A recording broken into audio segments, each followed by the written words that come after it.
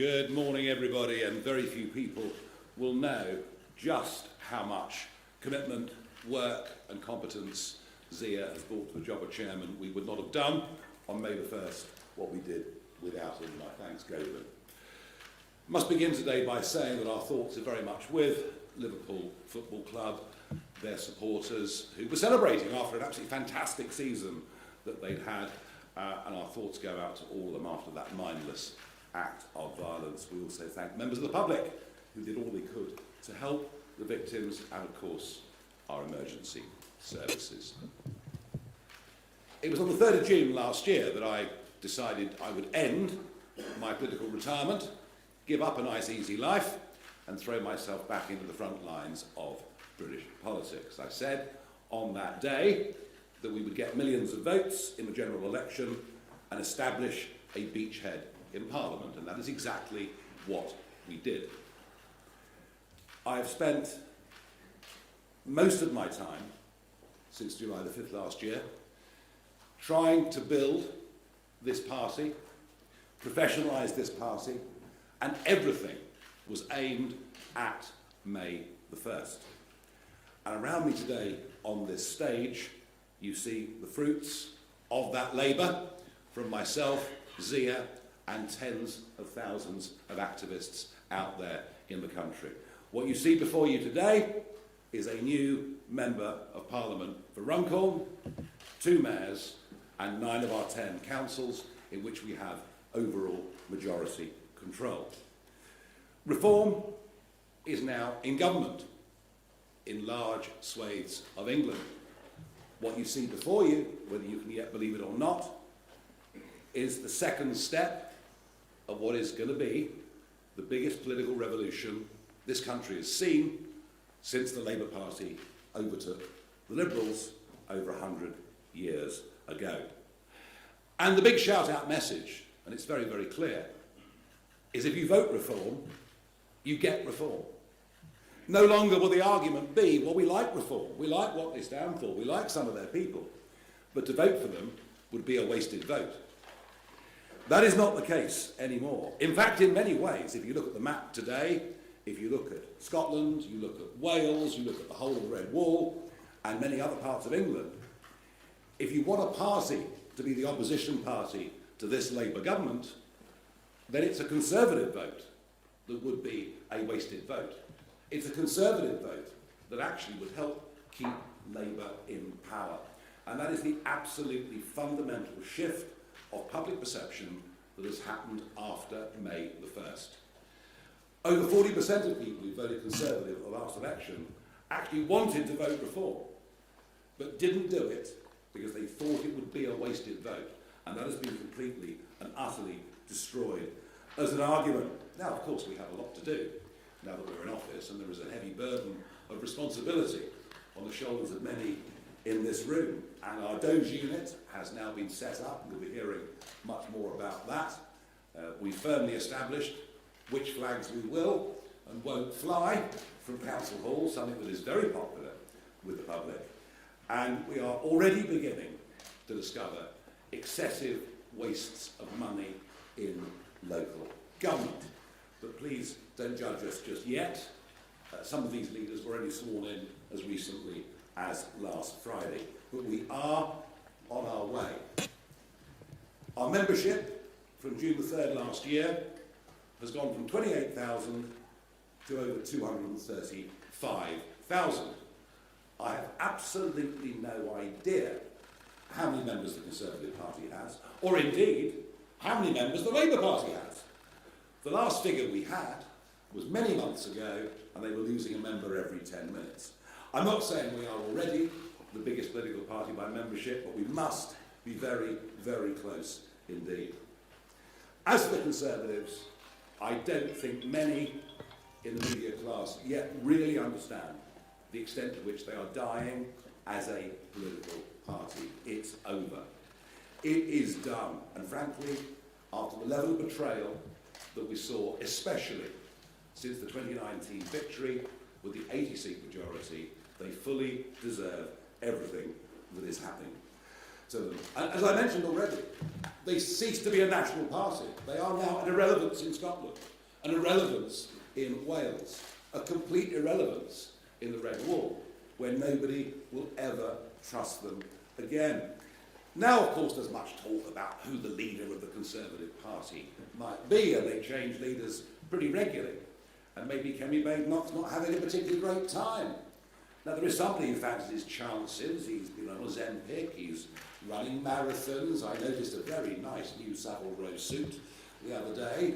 Perhaps he even had his teeth done, I don't know. But it's completely irrelevant whether Robert Jenrick becomes leader of the Conservative Party or Kemi Badenoch stays on as party leader.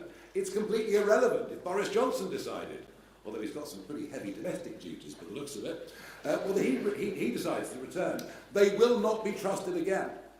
They have no chance of winning the next general election, none whatsoever. And I don't really wish to spend much more time talking about them. They did sink to fourth in the opinion polls with YouGov last year. It is over, it is done. They've had a good 200 years, it is now finished. But today I wanted to talk a bit more, really, about the Labour Party. Now, they, of course, right now are absolutely terrified of reform. And if you think the Conservatives had a bad day on May the 1st, arguably, Labour did even worse. We completely wiped them out in County Durham, in many other parts of the East Midlands and elsewhere. And now, I have to say, they've decided they'll turn their guns on me. And every PMQs now, we see an obscure backbench Labour MP get up and ask the Prime Minister a question. Is it true that the honourable member for Clacton is a complete rotter? To which the PM says, oh, well, of course he supports Putin and wants to abolish the NHS. And I have to sit there, and I've got no means of actually answering back or fighting back in any way at all. I think even without reform, this government is off to the worst start of any government since Eden and the Suez Crisis in 1956. They are collapsing in terms of support. Their response to us is just to turn on the Labour line machine. And I think today, perhaps it's just a little opportunity for me perhaps to answer some of that. Reform really are now the party of working people. One of the arguments I made in the run-up to May the 1st was that many of our voters are people with alarms that go off at 5 o'clock in the morning. They go off to work. They work damned hard, whether they're working for companies, whether they're trade union members, whether they run their own businesses or act as sole traders. They're the people that are voting for us. And the great divide that is opening up in British society is between those that get up and go to work, pay an ever-increasing tax burden, feel ever more hampered by government at every level, and their next-door neighbours who choose to do nothing, but actually have a very similar standard of living. That is becoming increasingly a massive problem in this country. But I also think that Labour have a problem with their personalities. The Chancellor of the Exchequer, Rachel Reeves, I don't think I've ever seen anybody so hopelessly out of their depth at any point in my professional or political career.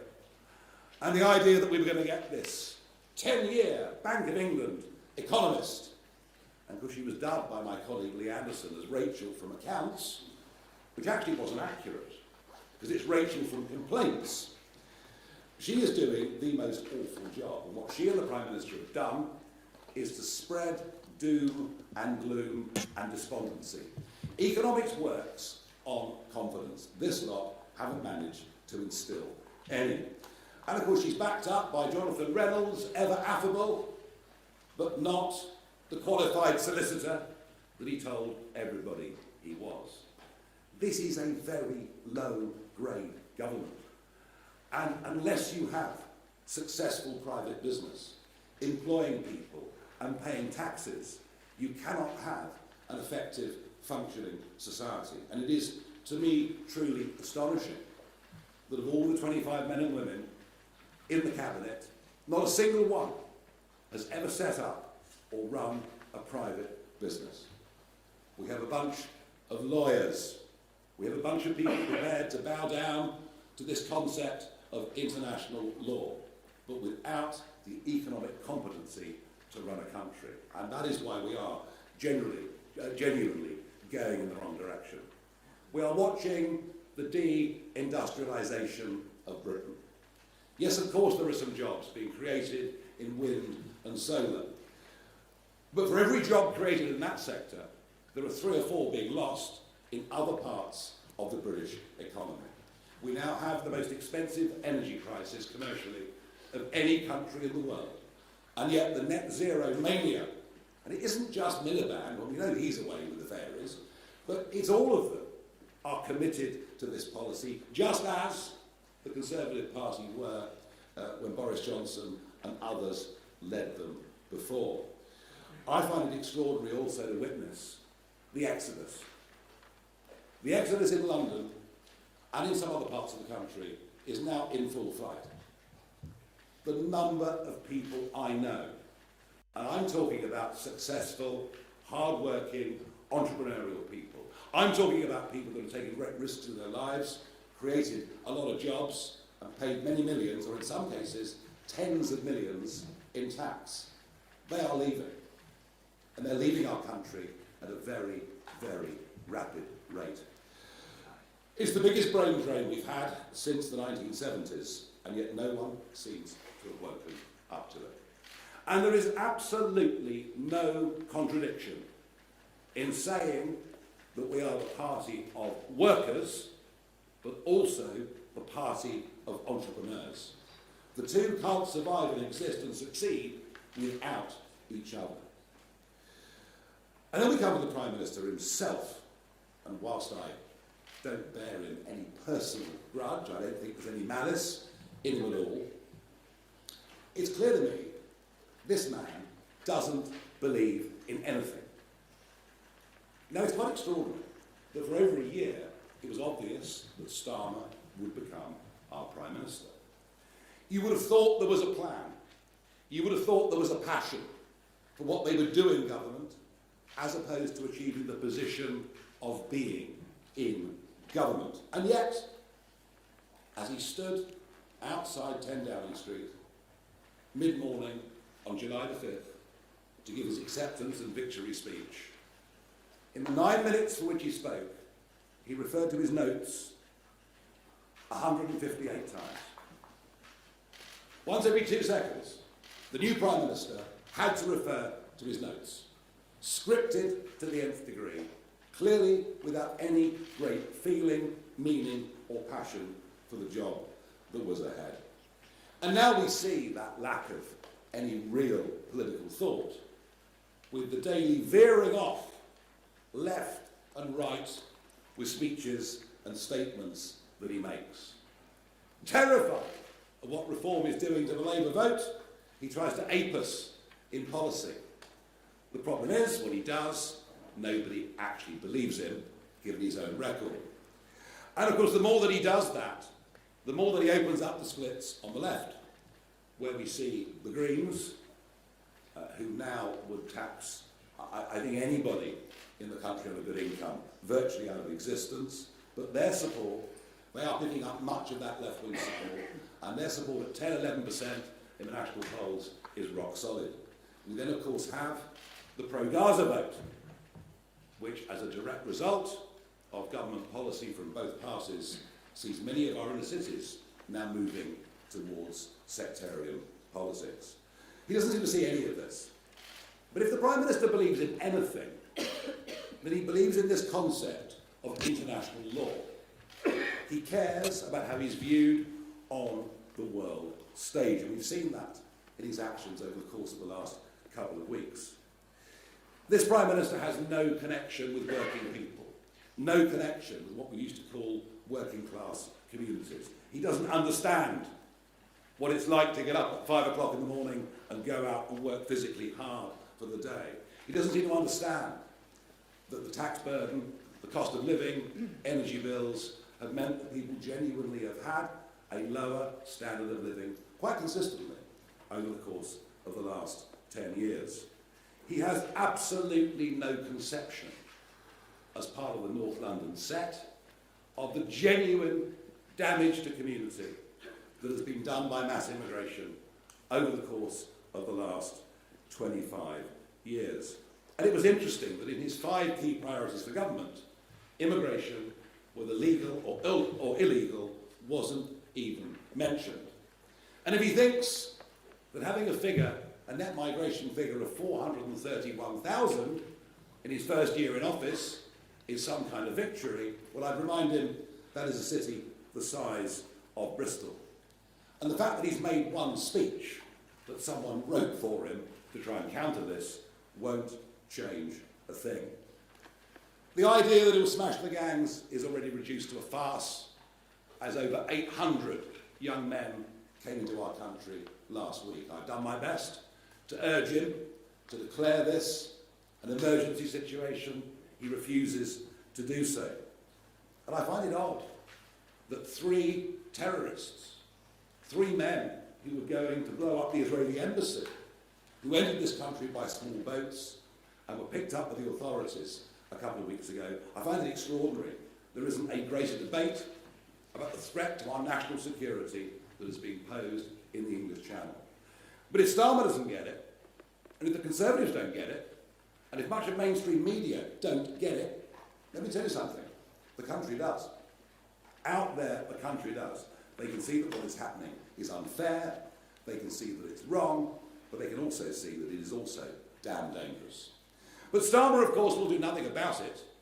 And his second speech in Parliament as Prime Minister, where he declared his love for the European Court of Human Rights and its convention. His leadership, frankly, is dismal. It is uninspiring. It is disconnected from real life. It is, in my view, unpatriotic. And now, even opinion polling today suggesting that over half the country thinks his leadership, frankly, is pointless. Now, he has challenged me to a head-to-head debate sometime between now and the next general election.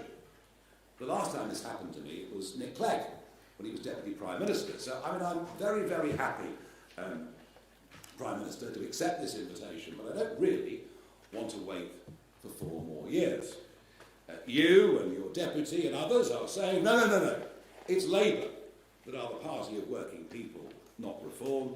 Well, why don't we test it out? I've got a great idea. Why don't the Prime Minister and I go to a working man's club somewhere in the Red Wall, and we'll sit there and we'll let them ask us questions, and you can all come along and cover it live. So that's my open invitation to the Prime Minister. Let's go to one of the former mining communities. Let's go somewhere that Labour have held the seat pretty much consistently since 1918. Let's, whether the Prime Minister will enjoy a few beers with the lads and do the Channel 4 racing that afternoon, I'm not sure, but I'm very, very happy to do so. We built this party around 3 key principles, things that we think need to be fought for and defended, things that we think most people in this country hold the dearest in their hearts. And that is, of course, family, community and country. And that is why we believe lifting the 2-child cap is the right thing to do.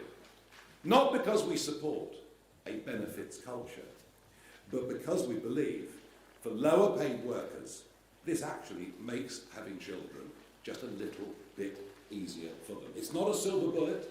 It doesn't solve all of those problems, but it helps them. And some will tell you, well, Nigel, this is not actually a popular policy in the country. But then I've never ever spent my time being a populist politician. I've nearly always spent my career pushing arguments that were minority opinions and trying to make them into majority opinions. I think we've lost our sense of focus of just how important family is. And I want to emphasise that this is aimed at British families. It's not aimed at those that come into the country and suddenly decide to have a lot of children. And it's the right thing to do. Now, we need to go much further. We need to go much, much further. Because one of the problems is a lot of people who want to go back to work, and it's normally women. It's men in some cases, but it's normally women. There are other huge issues around childcare. Big questions that have been raised with me. Why in our big workplaces are there not creches when there are in many other continental countries? So we want to go much, much further to encourage people to have children, to make it easier for them to have children. And that is why I also believe that having a transferable tax allowance between married people is the right thing to do.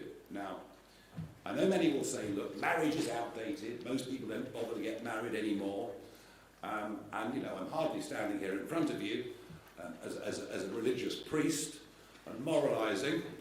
I'm not sure my own track record is ever so good on this, and we all lead imperfect lives. But what is true, what is absolutely true, and the evidence is there to prove it, is that where people who are married stay together for the longest period of time, the children that grow up in those environments have the best chance of success in life. Doesn't mean you can't survive outside of those circumstances. Of course you can. But I do think having this transferable tax allowance, perhaps making marriage something that is just a little bit more important in terms of the family, I do believe that it is the right thing to do. And of course our biggest aspiration is that working people should not start to pay tax until they earn £20,000 a year. It's a policy that is wildly popular. It is a policy that would encourage people to get off benefits and to go back to work. We also recognise those that have worked during their lives, saved for a private pension, are now penalised by the withdrawal of the winter fuel allowance. If you don't have any savings, you'll still get the winter fuel allowance. So we're punishing working people at all stages of their life, and we would reverse, absolutely reverse what has happened and the taking away of the winter fuel allowance. Now, of course, you will all be lined up in your droves to say to me, how on earth can you afford all of this? How on earth can you afford 5 billion here or 5 billion there? Almost forgetting that the national debt is now 2.8 trillion, and that not just the last government, but this one too, are hopelessly adrift when it comes to government borrowing. We are going to make big savings. We will stand here before you in 1 year's time and show you the excessive costs that we've taken out of local government. And at a national level, if we win the next election, we will scrap net zero, something that is costing the Exchequer an extraordinary £40 billion plus every year. There will be no more asylum hotels or houses of multiple occupancy. People who come here illegally across the channel or on the back of lorries will not be allowed to stay. We will scrap the DEI agenda, which is costing the taxpayer up to £7 billion a year throughout the public sector. And yes, we see considerable savings to be made amongst the quangos. So yes, I do accept that these proposals, especially the one of lifting to £20,000, the level at which people start paying tax, I accept that it's expensive, but I genuinely believe that we can pay for it because we're not ideologically tied to the same ideas upon which we believe the Conservative and Labour governments have gone so wrong over the course of the last few years. As for community, we are totally appalled as a party at the growth of two-tier Britain under two-tier Keir. I want to make it absolutely clear, Lucy Connolly should not be in prison. The sentence that was given to her was absolutely excessive, and while she should not have said what she said, understand there were millions of mothers at that moment in time after Southport feeling exactly the same way. We also find it appalling that there is now open discrimination in employment advertising against white British people. DEI must go. We are a party that believes in meritocracy. We're a party that does not accept that somehow there is something uniquely awful about the British people or about our past. We believe the opposite. We actually believe that the British people are the most open-minded and tolerant country, frankly, that you could find on earth. So we feel very strongly about that. We, of course, shake our heads at early prison releases. And this is an area that Sarah Poachin, our new MP, this is an area that and the failings in our judicial system that she is going to deal with. And we will, of course, end mass migration into Britain and be unafraid to talk about migrant crime. I was utterly demonised between 10 and 20 years ago for suggesting that opening the doors would lead to bad people coming into Britain. What I said was that from poor countries, we'd get their best people and their worst people. And I think if you look at the crime statistics in London and elsewhere, of the gangs that have been allowed to come in from Romania, Albania, or wherever else it may be, I do believe that I was absolutely right. And when it comes to country and a sense of what a nation is, of what national sovereignty is, of what the national interest is, this is where I do personally want to confront the Prime Minister head on. I think what we've seen over the course of the last 2 weeks is who Keir Starmer really is. He absolutely is the globalist.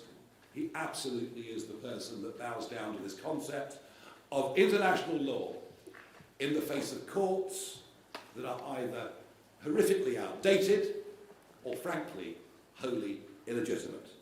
And yet that's what he believes in. The EU reset, which starts to align us back with EU law, not just that exists today, but that comes in the future, that brings the European Court of Justice back into our lives. That is a total sellout, and something that he promised he wouldn't do. There is much more to come out about defence. We haven't yet heard the full extent of the defence package. And yes, of course, you will say to me, oh, well, Nigel, fishing is only 0.5% of our GDP. Well, of course it is. We've destroyed it over the course of the last 50 years. We traded away what was ours when we first joined the common market. And as I think the only MP with a vested commercial interest in fisheries, which I do, I can't even tell you what this surrender means. The leaders of the French fishing industry associations have said they can't believe their luck. They're being allowed to fish up to our 6-mile line for a further 12 years. It means the death of nearly all of our inshore fishing industry. Because the old people retire, the young people won't come in. It is an absolutely horrific betrayal, and yet they seem to have no guilt about it, let alone the environmental damage that has happened since Brexit, where the French, Dutch and Danes have fished between the 6 and 12 in a way that is wholly unsustainable, and yet we've done absolutely nothing. When it comes to Chagos, I think this is the worst deal I've ever seen in my life. There was absolutely zero legal necessity to give away the sovereignty of the Chagos Islands. None whatsoever. An advisory judgment from a court that is not legitimate and that has too much Chinese influence in it. And we're paying to do it. And if inflation runs at an average of 3% for the next 99 years, it's £52 billion. It's almost unbelievable that he could have done it, and not to have even referred to the Chagosian people who suffered terrible racism in Mauritius. Terrible racism. And now that this deal is done, they're now fleeing Mauritius and coming to our country, which they can do, of course, because they are British subjects. But I suppose to Keir Starmer, racism only comes from people without university degrees. He probably doesn't think it happens between other races. The World Health Organization, of course, he signed us up to the pandemic treaty. Everything he's done in the last 2 weeks has been against our national interests. Everything he's done in the last 2 weeks will be undone by us in government, regardless of what the consequences are. He doesn't understand what national sovereignty is. He's never, ever, ever got over the Brexit result, and he's frankly doing his bit incrementally to reverse it. Now, I came back into politics on June the 3rd last year because I believe that our country has to be turned around. I came back into politics on the 3rd of June last year because I believed I had the ability to really give momentum to this political movement. And I've lived a bit. I've had some great successes in life. I've had plenty of failures in life as well. But what I bring to this now is experience. What I bring to this now is passion. What I bring to this now is a kind of courage, or madness, you can take your own pick, which perhaps you only have when you've survived a few close brushes with death and even managed to go through the snake pit on I'm a Celebrity, get me out of here. But the qualities that I offer are hard work, passion, and yes, I'm not afraid of anything. I'm not afraid of the mob, I'm not afraid of criticism, I'm not afraid of protest. I believe that reform represents a silent majority in Britain. I believe what you're witnessing is the beginning of a genuine political revolution, something quite remarkable that is happening and will continue to happen in British politics. And if that means I'm pitted against the Prime Minister and whoever the leader of the Conservative Party may be, well, so be it. I think I'm ready for that right now. Thank you very much indeed. Right. Okay, we have a list of 18 people who wish to ask questions, so we'll try to rattle through as best we possibly can, beginning with Natasha Clark from LBC. Hi, Natasha Clark from LBC. Mr Farage, you say you're the party of the workers now. Why did your party vote down Labour's workers' rights package, which would give them far more rights? And last week, Reform was accused of what critics say is a race-baiting advert for a Scottish MSP by-election by wrongly claiming that Anna Sarwar would put the Pakistani community first. What's your response to that? Thank you. For workers to have rights, they need to have jobs. And if you bring in legislation that means fewer people will be in work, what have you done for workers' rights? And I think it's all well and good making law. I saw this in the EU as well. It's all well and good making law for companies with 5,000 employees, 25,000 employees. What about companies with 3 employees? And this is the problem. The legislation never thinks about those, despite the fact in the British economy, it's the small private businesses that employ more people than the big CPI firms or whoever else it may be.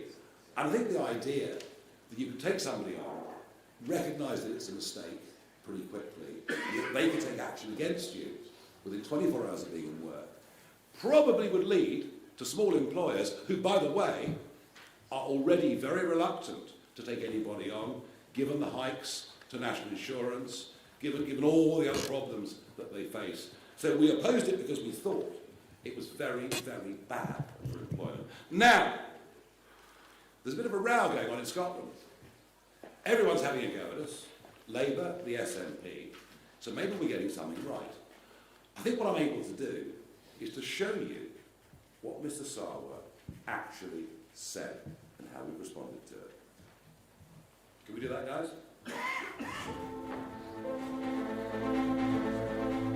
Bankside is represented in every mainstream political party in Scotland and across the UK. The days where South Asian communities get to lead political parties and get to lead countries is now upon us.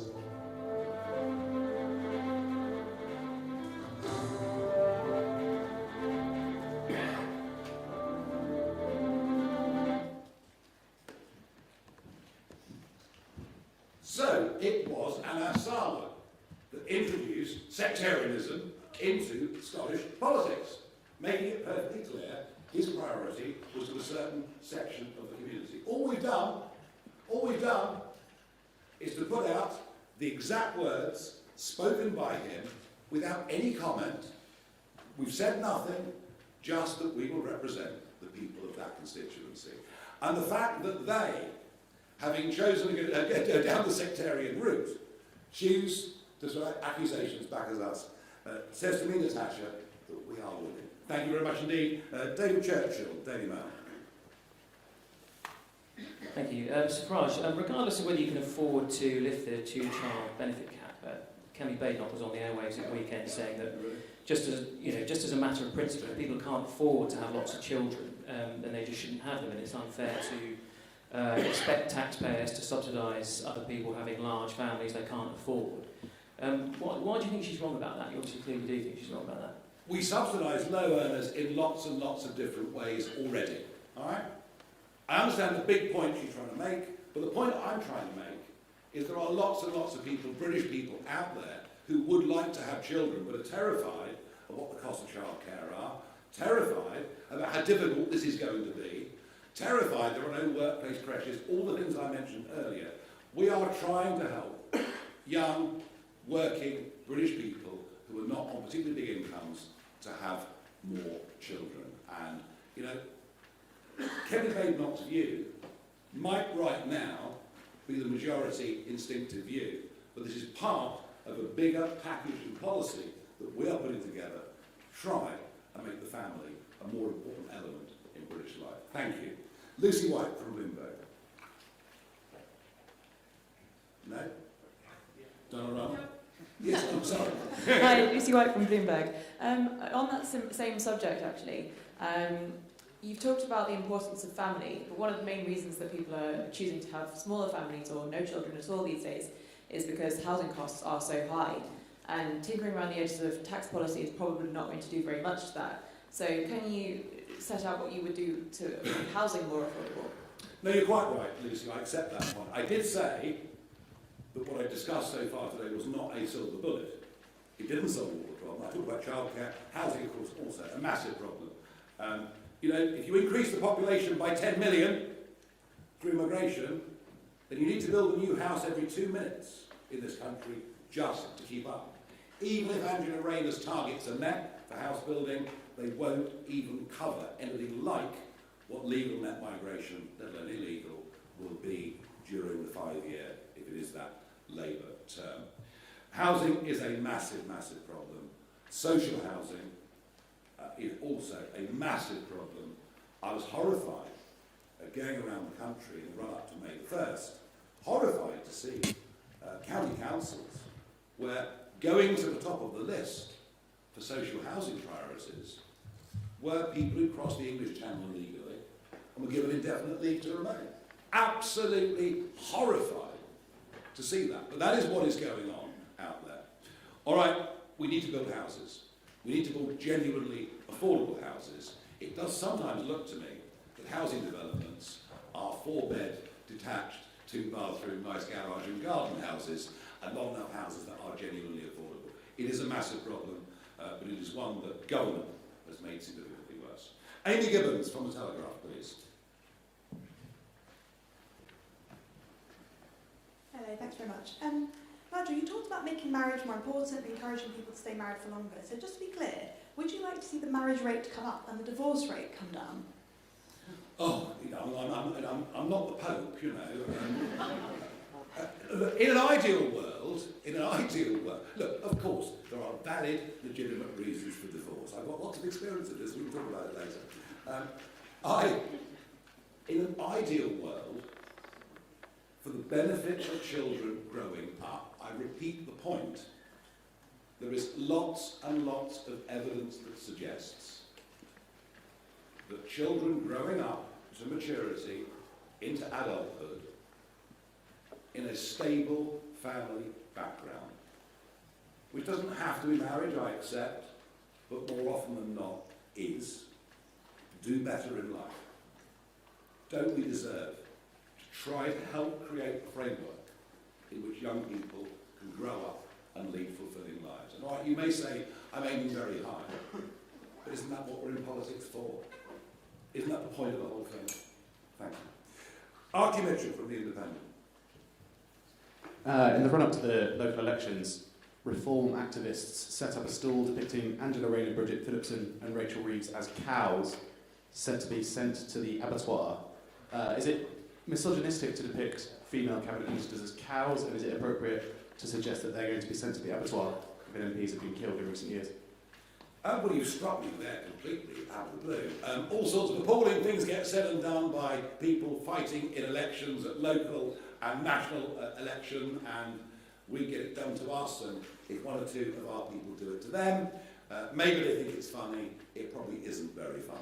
I can't pretend we're perfect, but what I can tell you is that one of the ways in which we have professionalised this party is to put people through a vetting process, and I think we've come up with a slate of elected councillors and mayors and a new MP that we can genuinely be very proud of.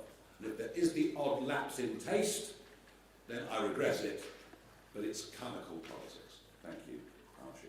Kitty Donaldson from iNews. Thank you. How much do you think it will cost to move migrants from hotels into private accommodation? And if you don't save as much as you want to, are you happy with them to live in tents? And if I may, will you commit to the triple lock for pensioners in the next Parliament? Okay, triple lock for pensioners is not something we've addressed as yet. We will between now and the next election. We are, as you can see, building out our policy platform. The migrant costs, the illegal migrant costs at the end of our 5-year term will be zero. They won't be coming. They won't be coming. And we have a model for this. It's called Australia. Australia had the boats arriving, coming from Indonesia. They didn't know what to do. Then Tony Abbott, as Prime Minister, tried a few different methods. In the end, he towed them back to Indonesia. There was outrage. Outrage. The UN, the EU, the British Foreign Office. What a dreadful human being Tony Abbott is. But guess what happened? Within 2 weeks, people didn't pay the traffickers because they knew they wouldn't be allowed to stay. There is a deeper debate here, by the way. Even though the hotels are awful and very visible, if you talk to Sarah afterwards, she'll tell you that actually the houses of multiple occupancy in residential streets in some ways are even worse in terms of not just cost, but the huge social problems they bring. So the answer is very simple. One of our senior party members has suggested tents. I'm much more hardline than her. They won't be allowed to stay. Thank you. Let's move on to John Walker from the Express, please. Thank you.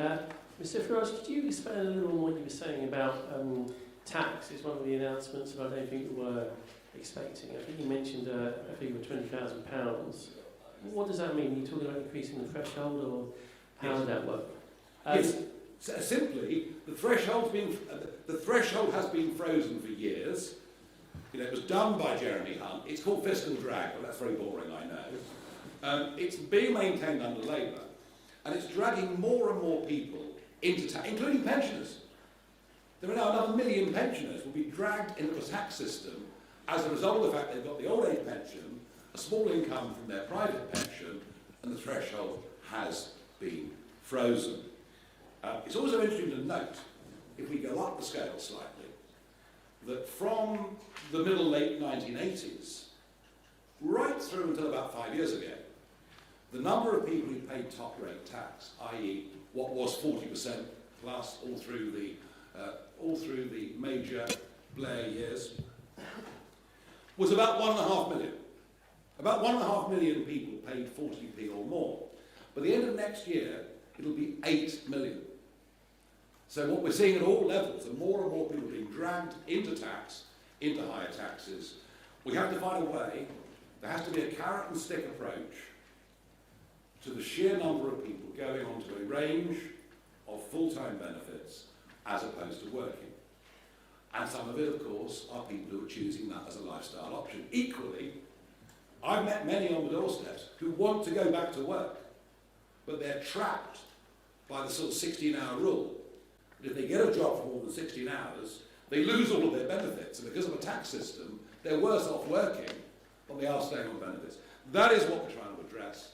You know, I do accept that the 20,000 level, where the threshold would be raised to, is our greatest ambition, but I think it's something that we simply have to do. Thank you. Rachel Cunliffe from the New Statesman.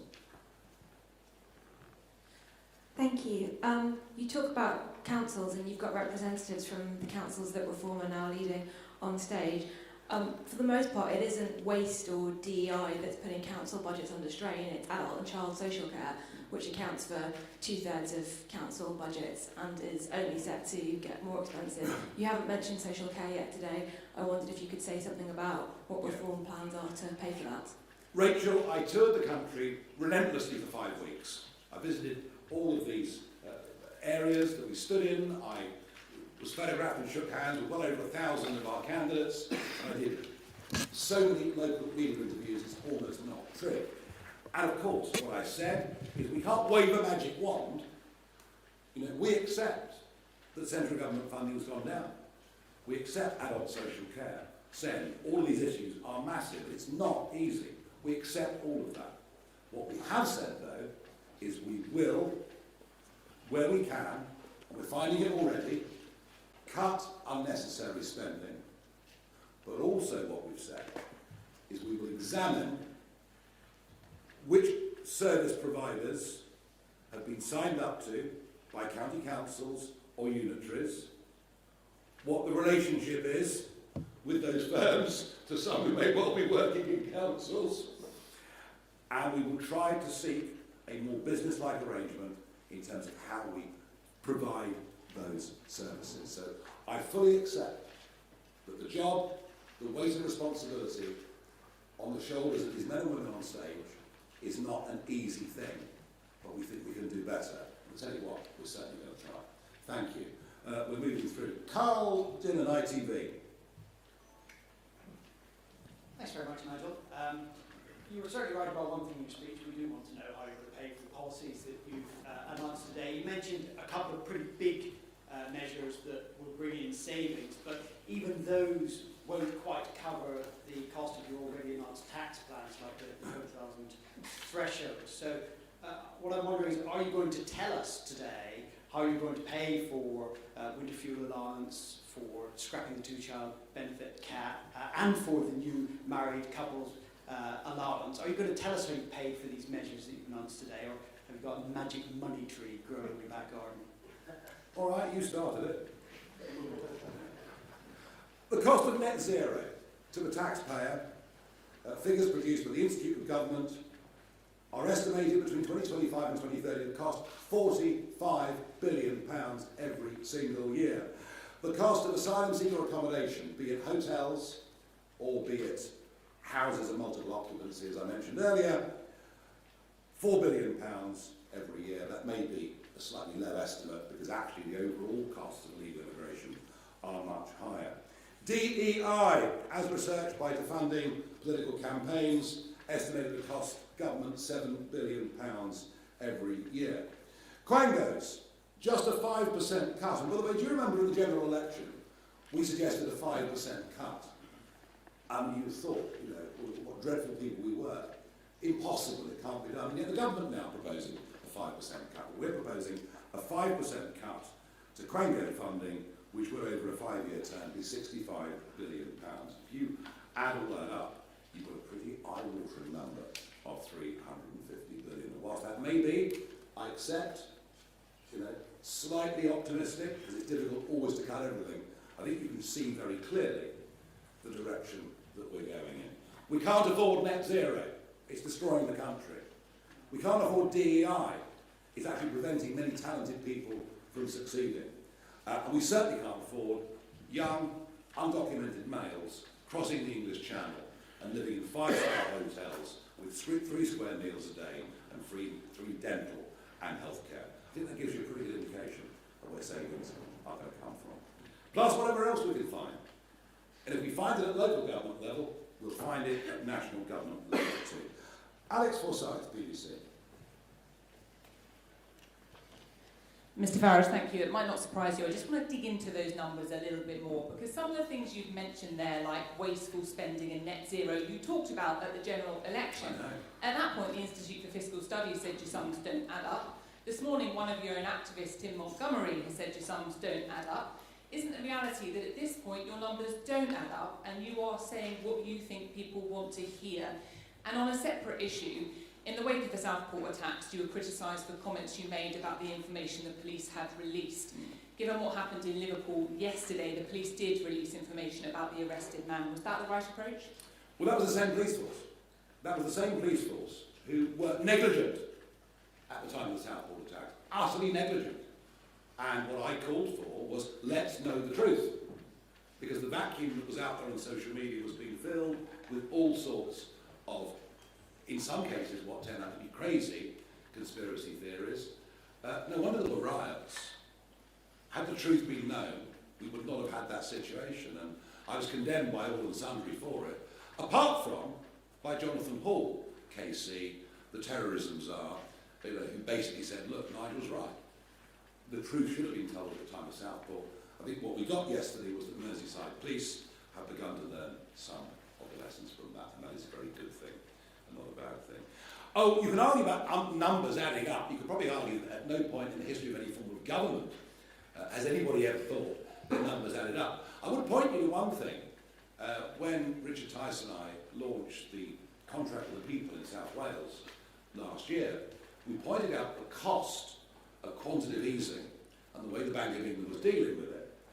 And we were laughed at by everybody. We said it was costing 25 to 30 billion pounds a year.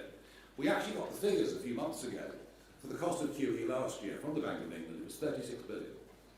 So what we're very good at, we're good at actually putting our finger on things and pointing out problems that nobody else has even thought of. And that's because we're not from the political mainstream. We're not part of that institutionalised set of thinking. We take a fresh approach to everything.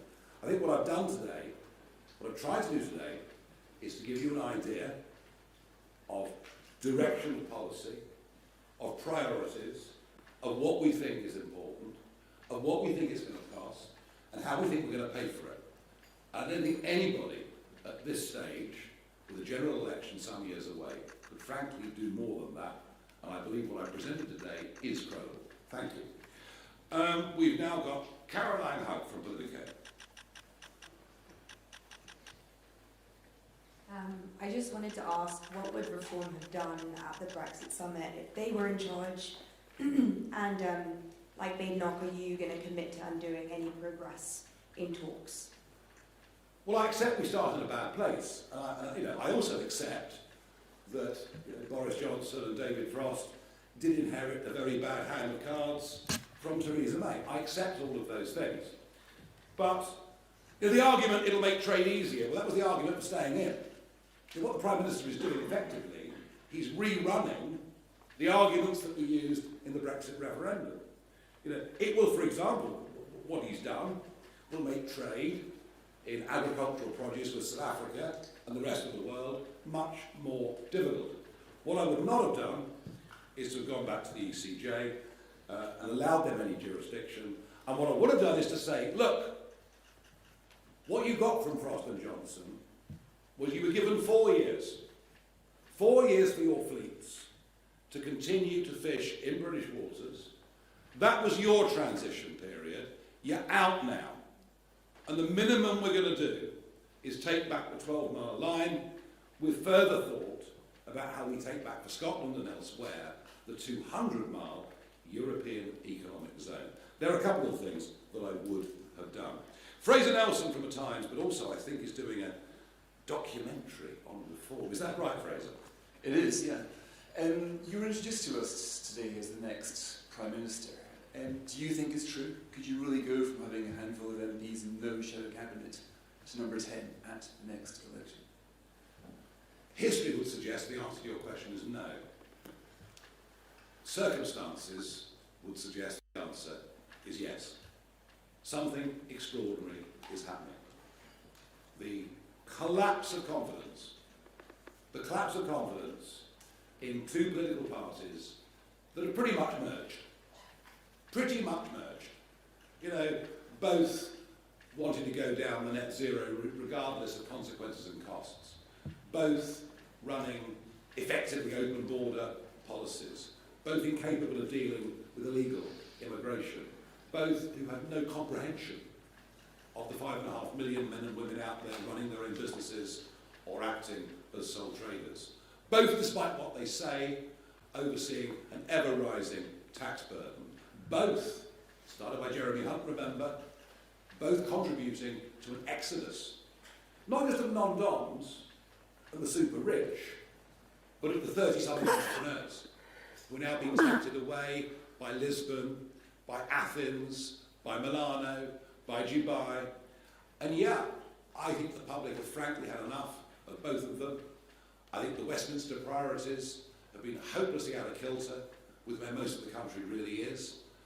And I think, what I've said today is that actually this Prime Minister is maybe even more out of touch than some of the previous Conservative Prime Ministers. They want something different. They want a politics that is unafraid to stand up and say what it is.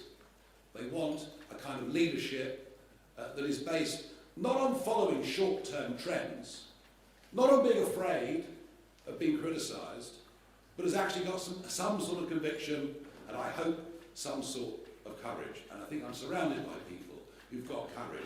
I'm surrounded by people who've put their heads up over the parapet and decided something needs to change. But also, there is an optimism about what we do. Our voters aren't just sticking two fingers up to the establishment. They've got good reason to. They're not. Our voters, when you meet them, are wildly enthusiastic. They think we are going to turn this country around. Thank you. Right, I've got a couple more to go through. Chris Smith from The Times. Thank you. Just back on spending, your argument seems to be that you've got some areas you want to look at. You don't have the details yet, but you'll get to that by the next election and basically ask the voters to trust you on that. But as you say, you're a party of government now. How do you hope that approach is going to work out any better for you than it did for Liz Truss? And on a related point, can I ask you a question which I asked Keir Starmer, Labour's manifesto launched last year, when he was saying he wouldn't need to put up taxes at all, and which he didn't answer. Say you don't find these savings that you hope for, what is your instinct about a plan B? Is it to junk some of these costly spending commitments you've made today? Is it to put up taxes, or is it more borrowing? With respect, Chris, we are some way up from this yet, but we're having this conversation, I'm sure. Liz Truss's dramatic failure was not to propose any cuts in spending. It's all well and good cutting taxes, but she had to make the corresponding cuts with quasi in spending, didn't do it, just trying to say, well, we won't increase with the rate of inflation over the course of the next few years. That was a fatal error. As for Starmer's promises, look, do you know what? I just think there are two types of people in politics. Those who want to be something, those who want to do something. For him, it was about becoming Prime Minister. For me, it's about turning this country around. Simple as that. James Hill, Spectator. Thanks, Nigel. You went through various members of the Cabinet today. You dismissed Johnny Reynolds, Rachel Reeves, Ed Miliband. There's one member of the Cabinet who you didn't address, Angela Rayner. And there's some speculation in recent days that she might fare better against reform at the next election. You faced off against her at last year's general election on the BBC. Just tell us your thoughts on her and whether she's stand a better chance than Keir Starmer come the next election. Well, at least she's real. I mean, none of the rest are. I don't think she's lied on her CV. I'm not sure she's got a CV. She is who she is. What we have learned, I think, over the course of the last week is that her ideas on tax, on saving, are even more radical than those of Rachel Reeves. And she tends, on economics, certainly economics, to be way, way out on the left. And number one, that is not a majority of people by any means in the country, nor will it become one. And it's a very busy space.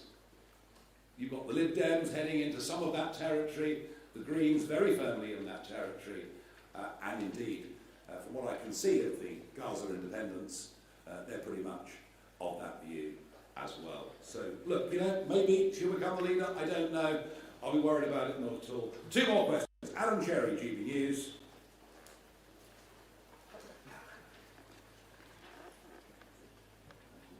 Just on the detail of what you're announcing today, are you scrapping the benefit cap entirely, or are you introducing a new cap of 3 or 4 children? And then on the shared family tax allowance, are you putting a figure on that today, or is it just in principle? Yeah, it'll be up to a £5,000 transferable allowance, all right, which would help, say one of the parents wanted to spend a bit more time at home in the first 18 months, 2 years of a child's life. Those allowances could be transferred. It would give people more options and greater flexibility. We're not putting a cap on the number of children. I want to re-emphasise, this is not for people who arrive in Britain from overseas and have lots and lots of kids. It's designed to help hard-working, though slightly low-paid British workers. Final question, last but by no means least, Keir Stacey, Guardian. Thank you very much. You've spoken today about some of your policies that are designed to be family focused. Can I ask about another similar issue? I've heard you talk about your desire to open up a debate on stricter restrictions on abortion. Can I ask your view? Do you think that the abortion time limit should come down? Do you think there should be larger buffer zones around abortion clinics? What do you think about this issue? Look, I think all of these things, like assisted dying debate, which is going to come back again on June the 13th, I think issues around this, issues around abortion, I genuinely believe these are issues of personal conscience. I am pro-choice, but I think it's ludicrous, utterly ludicrous, that we can allow abortion up to 24 weeks, and yet if a child is born prematurely at 22 weeks, your local hospital will move heaven and earth and probably succeed in that child surviving and going on and living a normal life. So I believe there is an inconsistency in the law. I believe it's totally out of date, but I do believe, I wouldn't particularly want anyone around me to agree with that or disagree with that. I'd leave it up to them. I think our current situation on this